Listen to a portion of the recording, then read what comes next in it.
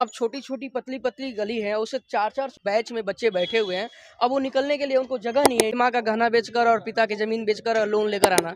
मुखर्जी नगर जो गढ़ माना जाता है यूपीएससी के लिए, तो क्या अभी भी वही चीजें बनी हुई वर्तमान में? कि यहाँ से हमारे यहाँ से टॉपर बने, वो सब चीज़ों में भ्रमित ना हो। हेलो दोस्तों, नमस्कार। मेरा नाम है विभांशु। स्वागत है आप सभी का हमारे एक और नए वीडियो में। तो दोस्तों, अभी हम हैं वर्तमान में बत्रा सिनेमा मुखर्जी नगर के पास दिल्ली में। अभी हमारे साथ डॉक्टर विक्रम है, जो कि यूपीएससी एस्पिरेंट है। यहाँ पर रहकर ये तैयारी करते हैं और जिस तरीके की घटनाएं मुखर्जी नगर में देखने को मिलती हैं आए दिन, तो इनसे चर्चा करेंगे कि अभी जो छात्र यहाँ आने का प्लान कर रहे हैं, क्या उनके लिए ये चीज़ें सही है कि नहीं, और यहाँ का माहौल अभी छात्रों के लिए कैसा है यदि आप यूपीएससी, स्टेट पीसीएस वगैरह की तैयारी करना चाहते हैं। क्योंकि आज के कुछ टाइम पहले देखा जाए तो बहुत ज़्यादा क्रेज़ था कि दिल्ली चलेंगे, मुखर्जी नगर चलेंगे तो हमारा सिलेक्शन हो जाएगा, वहाँ पर अच्छी अच्छी कोचिंगें भी हैं। तो अभी आज का माहौल जानेंगे, वर्तमान स्थिति इनसे जानेंगे कि क्या माहौल अभी यहाँ पर चल रहा है, छात्रों के मन में क्या चल रहा है। तो बहुत बहुत स्वागत है विक्रम जी आपका। जी, आपका भी आभार। तो हम सबसे पहले तो ये जानना चाहेंगे कि यहाँ मुखर्जी नगर के वर्तमान हालात की बात करें तो कैसा अभी हालात चल रहे हैं छात्रों को लेकर, क्योंकि काफ़ी सारी घटनाएं भी होती रहती हैं। अभी 2 घटनाएं हाल ही में हुई थी, तो इसको लेकर छात्रों के मन में क्या चल रहा है यहाँ पे? देखिए, सुरक्षा हमेशा इम्पोर्टेंट होना चाहिए और सुरक्षा को लेकर हम देखते हैं अक्सर लोग अवेयर हैं, लेकिन वो अपने राइट्स की बातें तो करते हैं कि हमारा राइट्स है आर्टिकल 14 टू 18, लेकिन जब ड्यूटीज की बात होती है आर्टिकल 51 की, तो वो नदारत हो जाते हैं। छात्रों की सुरक्षा से लोग समझौता लगातार करते आए, जिसका रीज़न रहा कि घटनाएं बैक टू बैक घटती रही। अब कहीं ना कहीं सारे तंत्र के साथ साथ सरकार के कोचिंग्स वाले सभी कहीं ना कहीं इस बात को समझने लगे हैं। जब हम लोगों ने आवाज़ उठाई, हम लोगों ने बड़े स्तर पर आवाज़ उठाई, उसका एक फल रहा कि अब देखिएगा कि हर जगह बैक डोर, गेट का एंट्रीज प्रॉपर अच्छा से वो लोग कर रहे हैं, वेंटिलेटर वगैरह की व्यवस्था है। तो जाहिर सी बात है कि जब सुरक्षा छात्रों की दी जाएगी प्रॉपर, तो बिल्कुल सही है, फिर वैसे ही चलेगा, नो डाउट। देखा जाए तो मतलब ये इसी एरिया काफ़ी सकरा भी एरिया, मतलब जगह कम है और छात्रों की भीड़ यहाँ पे ज़्यादा है। तो कोचिंग वाले भी कैसे मैनेज करें, क्योंकि जगह कम और उसके बाद बहुत सारे छात्र यहाँ पर आसपास के रहते हैं जो कि यहाँ के अपनी तैयारी कर रहे हैं। देखिए, यहाँ पर ऐसे कई सारी बिल्डिंगें हैं, जहाँ आप खड़े हैं यहाँ पर भी एक बिल्डिंग है, ठीक है ना, बत्रा। अगर मैं ये सारे बिल्डिंगों को सही से कंस्ट्रक्ट किया जाए, सही से अगर मैं कोचिंग कमर्शियल टाइप का बनाया जाए, तो बनाया जा सकता है। ऐसा नहीं है कि वो स्पेस की इशूज है, जहाँ तक मैं देख रहा हूँ, आप देख रहे हैं। सीन ये है कि कुछ मानसिकता ऐसा बन गया कि रेवेन्यू तो आए, मतलब खर्चा ना हो। हाँ, खर्च नहीं हो, एक्सपेंडिचर नहीं हो। अगर मैं छात्रों से आप फ़ी ले रहे हो मोटी रकम, तो खर्च छात्र पर भी थोड़ा कर दो भाई। तो सीन ये है, अगर मैं सही से प्रॉपर व्यवस्था कर दिया जाए, प्रॉपर इंफ्रास्ट्रक्चर तैयार कर दिया जाए, तो कोई प्रॉब्लम्स नहीं है।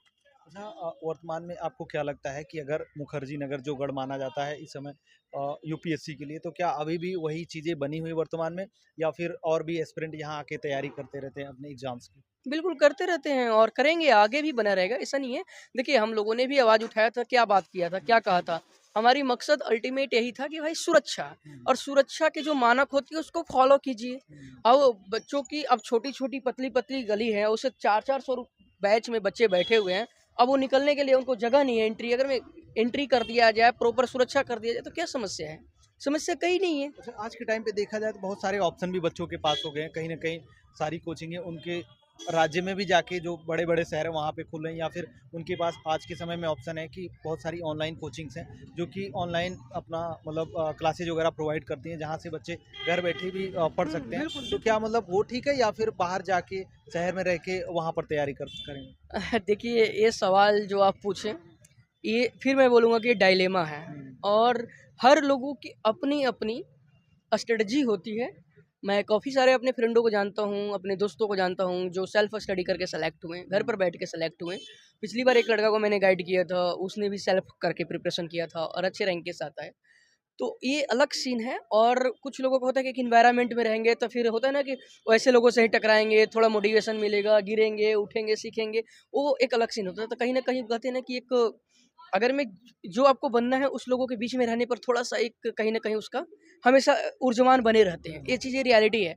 तो अब डिपेंड करता है कि ग्रास्पिंग पावर किसकी कैसी है। बहुत सारे स्टूडेंट होते हैं सेल्फ स्टडी करके अच्छे कर रहे हैं, बहुत सारे लोग कहते नहीं है मेरे को कोचिंग जाना है या मुझे पार्टिकुलर इन्वायरमेंट में वहाँ जाना ही है, तो फिर वहाँ वो जाएँ, वो उनकी अपनी।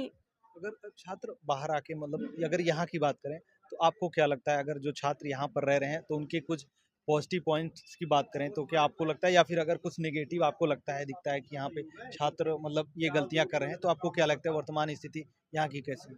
देखिए, गलतियाँ की आपने बात किया है तो अक्सर जो उम्र होता है, इस उम्र में बहुत ज़्यादा चांसेस होता है कि भटकाव होती ही हैं, और यहाँ सिर्फ युवा रहता है। जहाँ कोई प्रिपरेशन होता है कहीं या कहीं यूनिवर्सिटीज़ होते हैं, कहीं इंस्टीट्यूट्स होते हैं, तो वहाँ युवा ही मिलेगा आपको। जब युवा रहेगा तो युवा कहा जाता है वायु के समान है।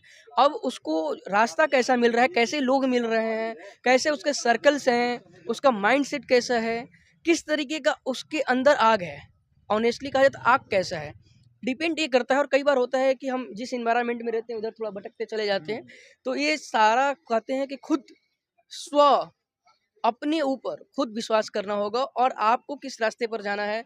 अब यहाँ पर हम लोग रहते थे शुरू में, तो हम लोग स्मोकिंग वोकिंग जो बच्चे करते थे, यहाँ पर लिक्वर के पीछे दुकान है वहाँ, उन लोगों के लिए हम लोग अवेयरनेस कैंप लगाते थे, यहाँ से लेकर दिल्ली यूनिवर्सिटी के पटेल चेस तक सभी जगह समझाते थे हम लोगों को। तो उस वक्त एक दौर था जब शुरू आए थे, तो खूब ये सब किया हम लोगों ने। तो डिपेंड करता है, ये हर एक नागरिक का ड्यूटीज है, हर एक जो सिटीजन है, चाहे यहाँ का लोकल हो चाहे स्टूडेंट हो, अगर मैं अवेयर है तो अपने साथियों को भी अवेयर करो कि ये गलत है, ये सही है। और बाकी थोड़ा बहुत नेगेटिव पॉजिटिव तो हर जगह चीज़ रहती और है। भी जगह के छात्रों को आपने देखा होगा, जैसे और भी जो शहर में छात्र रहते हैं, अगर यहाँ की बात करें तो आपको क्या ऐसा लगता है, मतलब यहाँ के छात्रों में थोड़ा वहाँ के छात्रों से अलग कुछ चीज़ें यहाँ पर दिखती हैं पढ़ाई के मामले में? हाँ, बिल्कुल ज़ाहिर-सी बात है कि एक कहीं का भी हब हो एक बन जाता है। अब जैसे पार्टिकुलर जगह कह देते हैं कोटा भाई है तो कोटा इंजीनियरिंग आईआईटी मेडिकल वालों के लिए, मुखर्जी नगर ओआरएन है, करोल बाग है तो भाई सिविल सर्विसेज वालों के लिए एक बन जाता है। तो फिर वैसे ही जुड़े हुए लोग आते हैं, अपने-अपने फील्ड के इंटेलेक्चुअल लोग आते हैं, अपने-अपने फील्ड के वो एक्सपर्ट्स लोग आते हैं। फिर वहाँ पर अब जैसे कई सारे ऐसे लोगों थे जिनका नाम नहीं लूँगा, एक आईएएस है, बड़ा नाम उनका फ़ेमस है, यहीं पर हमसे मिले थे बूथ पर।